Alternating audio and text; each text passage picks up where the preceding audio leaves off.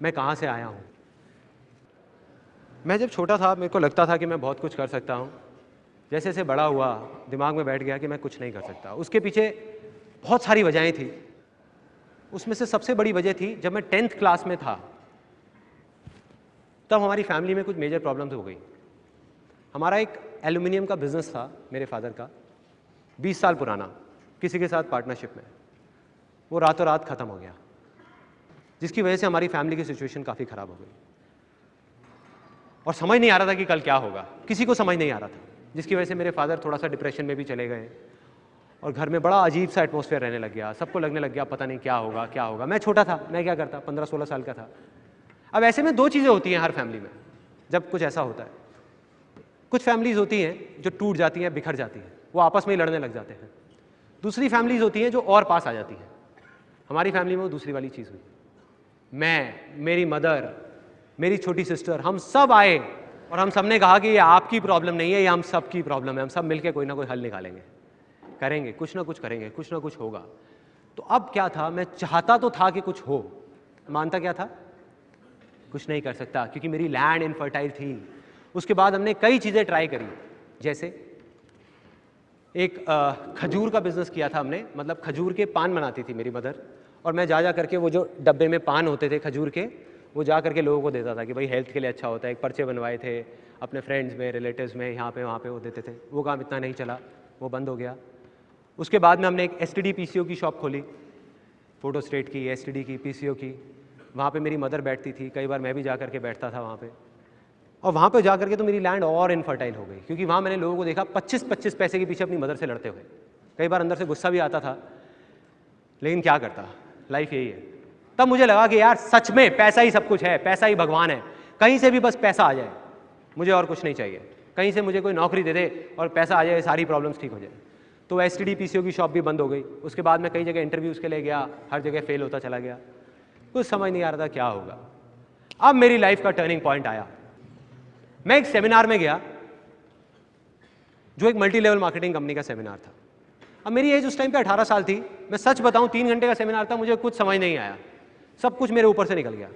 और मुझे एग्जैक्ट याद है आज भी कि मैं कहाँ बैठा था। आगे से एक ऑडिटोरियम था और मैं यहाँ से तीसरी सीट पे बैठा हुआ था। मैं देख रहा था और इस जगह पे एक 21 साल का लड़का खड़ा हुआ था। जब तक वो बोलता रहा, मेरे दिमाग में कुछ नहीं घुसा, सब ऊपर से निकल गया। लेकिन एंड में उसने एक बात बोली, कहता मेरी एज 21 साल है और मैं महीने का 2.5 लाख रुपए कमा रहा हूँ। उसमें उन्होंने क्या किया होता, उस चेक की बड़ी सी फोटोकॉपी कराई हुई और स्टेज पे खड़े हो गए ऐसे दिखा रहे थे। अब मैं वहाँ बैठा हुआ जीरो गिन रहा था, 1 2 3 4 5। मेरे दिमाग में आ रहा था, मैंने कहा ये तो सच में कमा रहा है 2.5 लाख रुपए महीने का। मेरे तोते उड़ गए, दिमाग फट गया मेरा। मैंने ये देखा था जिंदगी में कि भैया 10-15 हज़ार रुपए के लेवल पे पहुंचने में भी सालों लग जाते हैं, और यहाँ दूसरी तरफ एक लड़का है मेरे जैसा ही जो कह रहा है कि मैं 2.5 लाख रुपए महीने का कमा रहा हूं। और वो 1 सेकंड लगता है, 1 सेकंड, वो सेकंड था मेरी जिंदगी का। अंदर से चीख निकली।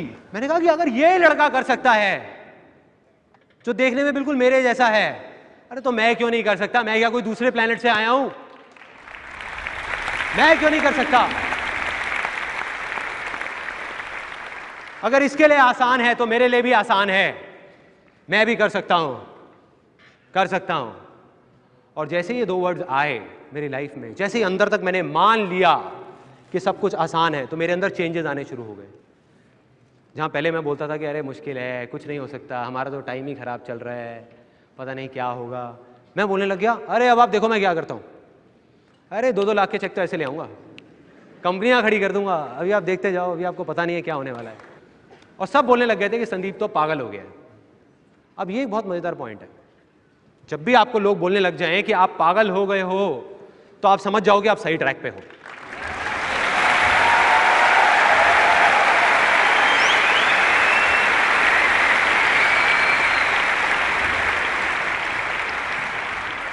थोड़ा सा तो पागल होना पड़ेगा। वही हुआ, मैं पागल हो गया, अजीब अजीब बातें करने लग गया। मतलब अंदर से मुझे लगने लग गया बहुत आसान है। लैंड फर्टाइल हो गई। एक स्टेप कंप्लीट, दूसरा स्टेप डिस्कवर करना था कि क्या करना है। अब 2 आवाजें थी, बाहर की आवाज, अंदर की आवाज। मैं उस आदमी को जिसको मैंने स्टेज पे देखा था, उसको देख करके मैं सोच रहा था कि मुझे ऐसा बनना है।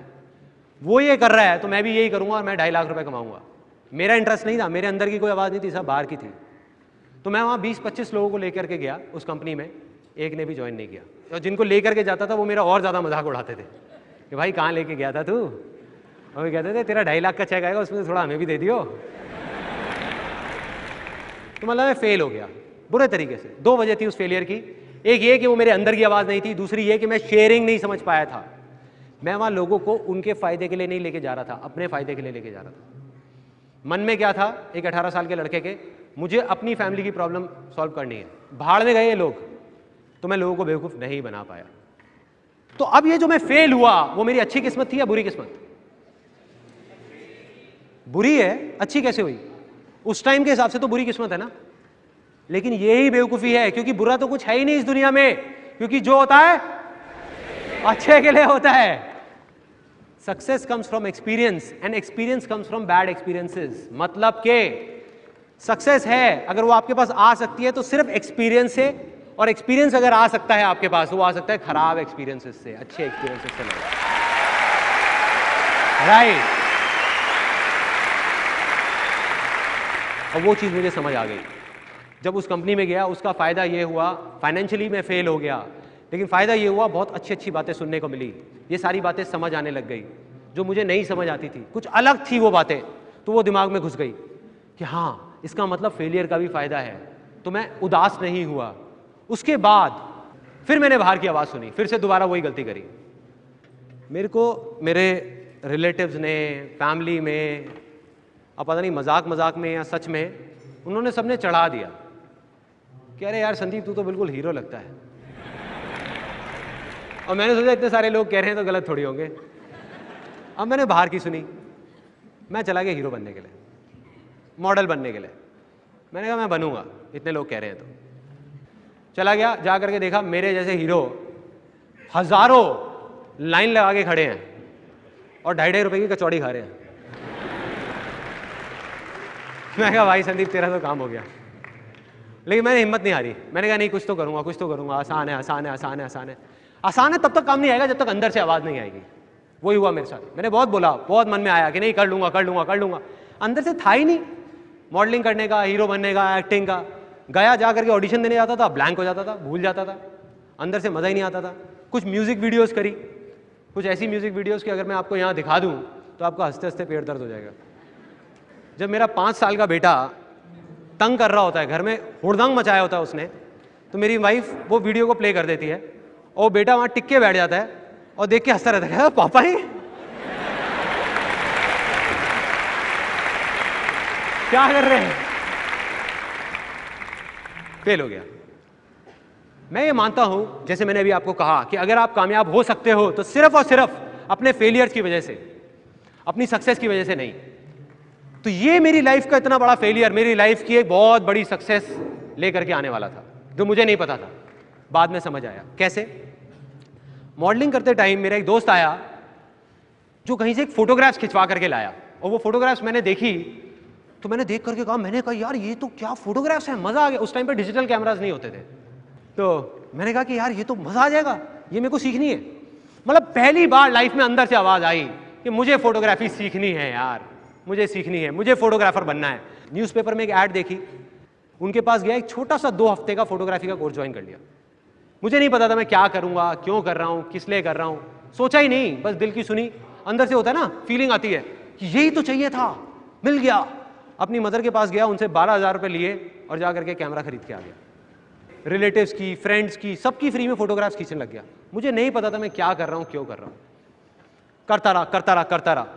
अब क्या होता है कि जब अंदर से भी आवाज आती है ना, तो लाइफ में कभी ना कभी ऐसी स्टेज आएगी आप लोगों की लाइफ में, आप स्टेप उठा लोगे, एक्शन ले लोगे, और जो आप चाहते हो वो जा करके रियलिटी से टकराएगा, जो बहुत अलग होगा। मैं चाहता था एक बहुत अच्छा फोटोग्राफर बनना, लेकिन रियलिटी क्या थी कि मेरे जैसे लाखों फोटोग्राफर्स इंडिया में, जिन्होंने 1 साल का कोर्स, 2 साल का, 4 साल का भी कोर्स किया हुआ है, वो लोग भी ज़्यादा कुछ नहीं कर पा रहे थे। और मैंने क्या किया था, सिर्फ 2 हफ्ते का कोर्स। मतलब मैं कोई बहुत अच्छा फोटोग्राफर नहीं था। बस अब वो टर्निंग पॉइंट था कि मेरा फेलियर मेरी सक्सेस कैसे बना। उन 1 लाख फोटोग्राफर्स में और मुझ में एक छोटा सा फर्क था। मैं मॉडलिंग में फेल हो चुका था, वो नहीं हुए थे। मैंने जब मॉडलिंग के लिए धक्के खाए थे तो मुझे पता था कि 90% मॉडलिंग एजेंसीज फ्रॉड हैं। तो मैंने क्या किया, मैंने एक लिस्ट बनाई 70-80 फ्रॉड एजेंसीज की और 10-15 जेन्युइन मॉडलिंग एजेंसीज की, और लोगों को बांटनी शुरू कर दी कि ये फ्रॉड है, फ्रॉड है, फ्रॉड है, ये जेन्युइन है, जेन्युइन है, जेन्युइन है। और ये चीज़ लोगों को अच्छी लगने लग गई। उसके बाद मैंने एक छोटी सी ऐड निकाली न्यूज़पेपर में, फ्री पोर्टफोलियो, और लाइन लग गई, बहुत सारे लोग आ गए। मैंने लोगों को सच बोला, कोई घुमा फिरा के नहीं, कुछ नहीं, सीधी सीधी बात। मैंने कहा भाई देखो ऐसा है, मैं कोई बहुत बड़ा फोटोग्राफर नहीं हूँ, अभी नया नया कोर्स किया है मैंने यहाँ से 2 हफ्ते का।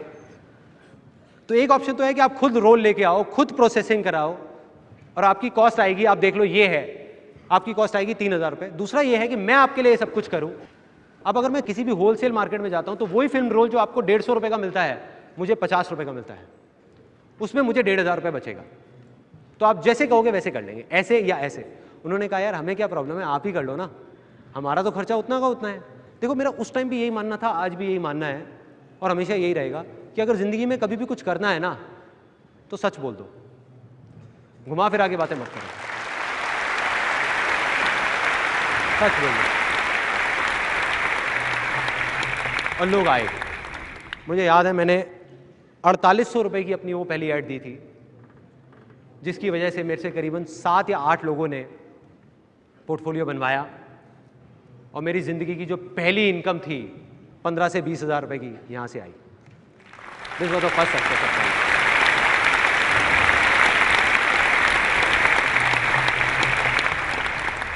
अब मेरी लाइफ का दूसरा बड़ा फेलियर, एक लड़का आया मेरे पास, आकर के बोलता एक काम करते हैं मिलके ना, एक इवेंट कराते हैं बढ़िया सा, न्यू ईयर पार्टी करते हैं, आजकल न्यू ईयर पार्टीज बहुत चल रही हैं, वो करते हैं। अब मेरे अंदर से आवाज़ आई, मैंने कहा यार इवेंट करने का तो मैं बहुत टाइम से सोच रहा था। मैंने कहा मैं करूँगा तेरे साथ, तू चिंता मत कर, बस एक ही प्रॉब्लम है, मेरे पास पैसा नहीं है। कहता यार तू पैसे की टेंशन मत कर, पैसा सारा मैं लगाऊंगा, तू बस काम कर।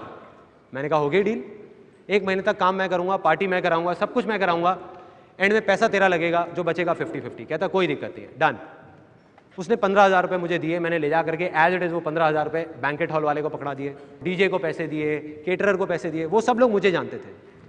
जा करके खुद प्रिंटर को थोड़े से एडवांस दिया, वो प्रिंट्स बनवाए, स्टिकर्स, पोस्टर्स, जा करके यूनिवर्सिटी में लगाए, बैनर्स लगाए।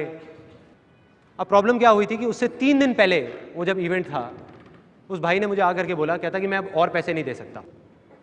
मैंने कहा भाई पैसे तो देने पड़ेंगे क्योंकि बाकी लोगों को देने हैं, अगर नहीं दिए तो वो मुझे जानते हैं, मुझे आकर के पकड़ लेंगे।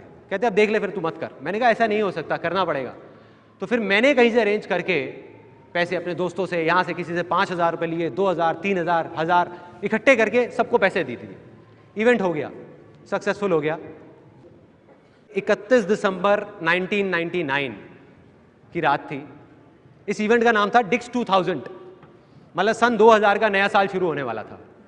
एक बैग में सारे पैसे थे। मैं उसके पास गया, मैंने जा करके बोला, मैंने कहा चल भाई अब ऐसा करते हैं, हम हिसाब कर लेते हैं, तूने जो पैसा लगाया मैंने लगाया, उसको हटा के और फिर आधा आधा कर लेते हैं। कहता कौन सा हिसाब? कहता कौन से पैसे? और वो गाड़ी में बैठा अपने दोस्तों के साथ में निकल गया। एक वो दिन था, एक आज का दिन है, मैंने ज़िंदगी में कभी उसको दोबारा नहीं देखा। एक नॉर्मल ह्यूमन बीइंग होता, कोई एलियन नहीं होता, तो वो क्या करता ऐसी सिचुएशन में? रोने लग जाता, परेशान हो जाता। मैं खुश हो गया क्योंकि अंदर बैठा हुआ था कि लाइफ में जो एक्सपीरियंस है वो खराब एक्सपीरियंसेस से आया।